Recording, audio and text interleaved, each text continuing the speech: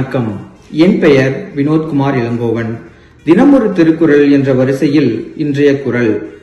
குறள் எண் 423. பால் பொருட்பால். அதிகாரம் அறிவுடைமை. எப்பொருள் யார் யார்வாய் கேட்பினும் அப்பொருள் மெய்ப்பொருள் காண்பது அறிவு.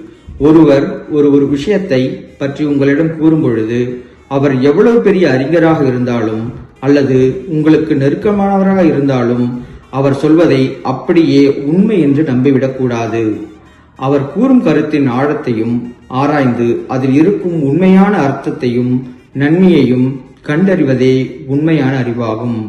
மீண்டும் குறள். எப்பொருள் யார் யார்வாய் கேட்பினும் அப்பொருள் மெய்ப்பொருள் காண்பது அறிவு. நன்றி.